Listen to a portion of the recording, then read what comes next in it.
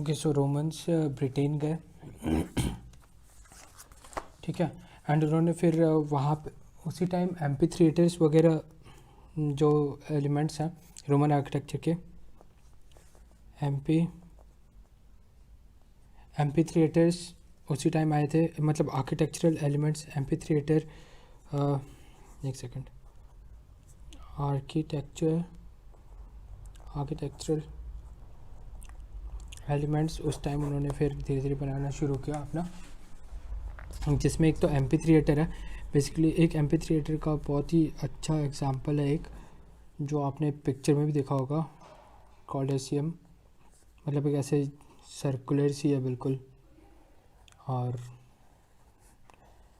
Different story की है, शायद 3 या 4 स्टोरी है, फिर ऐसे आर्चेस हैं,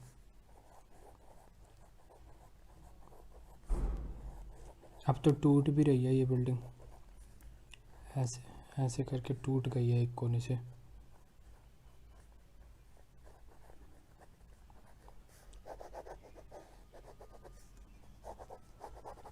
सो एक तो ये हो गया कॉलिसियम एग्जांपल है, ये ना 50,000 सीटर्स स्पेक्टेटर्स के लिए डिज़ाइन किया गया था।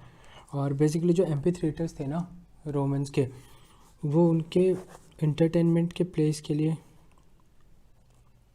इंटरटेनमेंट और जो रेडिएटर्स और ग्लैडिएटर्स के फ़ाइट के लिए, मतलब फ़ाइट बिटवीन वो ग्लैडिएटर्स, वो जो बुल के साथ एक बंदा, यहाँ से ऐसा बुल आता है दौड़ के, और यहाँ पे एक बंदा ऐसा लाल सा कपड़ा रख के खड़ा रहता है, फिर वो हटा देता है तो बुल फिर ये ऐसे घूम जाता है, वही है। तो ये बंदा ग्लैडिएटर हुआ और ये बुल, वो वाली फ़ाइट सबके लिए यूज़ होता था, gladiator and wild animals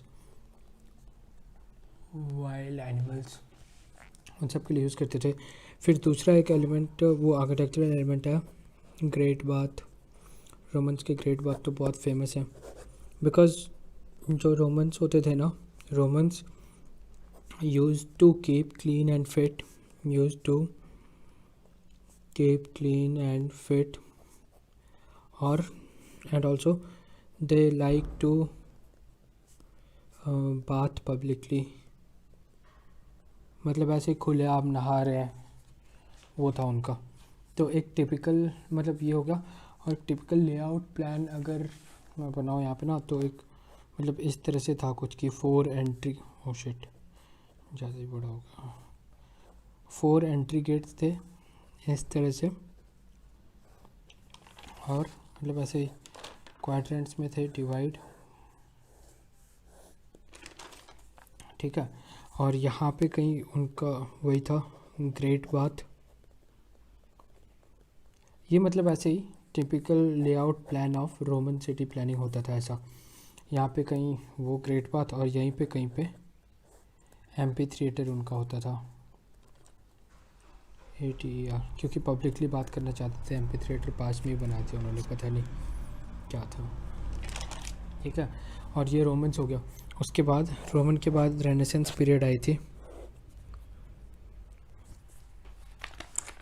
Roman के बाद रेनेसेंस पीरियड आई थी। रेनेसेंस में यूरोपियन आर्किटेक्चर को रिवाइवल किया गया था, मतलब the revival of European architecture renaissance. और बेसिकली ना सॉरी, जो रेनेसेंस पीरियड टाइम पीरियड में ना पॉपुलेशन वाज इंक्रीजिंग, एंड जो रॉबरीज थेफ्ट एंड वो सब रॉबरीज थेफ्ट वाइल डिक्रीजिंग, ठीक है। एंड रैपिड पॉपुलेशन के चलते, इंक्रीज इन पॉपुलेशन के चलते और भी बहुत सारी चीज़ें थी, आगे बताता हूँ। और तो उसके बाद ना मतलब पॉपुलेशन बढ़ रही थी, रॉबरीज कम हो रही थी, तो लोग तसल्ली से रहने लगे। और मतलब जो प्रिस्ट होते हैं ना, प्रिस्ट को सब कुछ दे दिया गया, मतलब सब लोड सब प्रिस्ट को सब कुछ दे दिया गया, ठीक है। और ठीक है, उसी के इसके बाद या इसी टाइम पीरियड में कह लो, एक टर्मिनोलॉजी वो आई, एक कॉन्सेप्ट लेके आए आइडियल सिटी की, आइडियल सिटी की बैटिस्टा ने, लियोन बैटिस्टा एल्बर्ट LBRT। सो लियोन बैटिस्टा एल्बर्ट ने आइडियल सिटी की कॉन्सेप्ट थी, जिसमें उन्होंने मतलब ऐसे किया था कि स्टार फॉर्म के रोड्स यूज़ किए थे, कुछ इस तरह से ऐसे रोड्स जा रहे हैं, और बीच में ना सेंट्रल में चर्च डोमिनेटिंग होगा, ठीक है, और ये सब रोड्स ऐसे से। सो इसके कुछ आइडियल सिटी इम्पॉर्टेंट भी है, तो कुछ कैरेक्टरिस्टिक्स ऑफ आइडियल सिटी। एक तो आइडियल सिटी को रेनेसेंस कॉन्सेप्ट भी कहते हैं, ISANCE रेनेसेंस। एक तो मैं रेनेसेंस की स्पेलिंग पे हमेशा कंफ्यूज होता हूँ।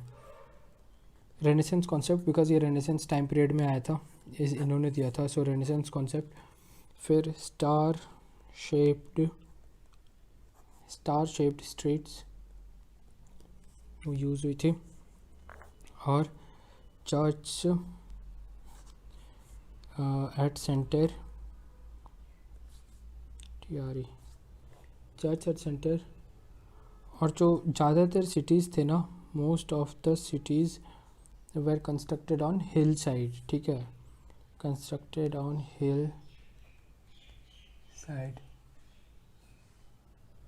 ठीक है, most of the cities were constructed on hill side. और वो लोग कर्व्ड रोड्स का ज़्यादा यूज़ करते थे, उसमें आइडियल सिटी में कर्व्ड रोड्स होते थे। और बस यही सब था। जो पेडेस्ट्रियन थे ना, एक और बच जाता है कि वो हाई रेज्ड पेडेस्ट्रियन थे, हाई रेज्ड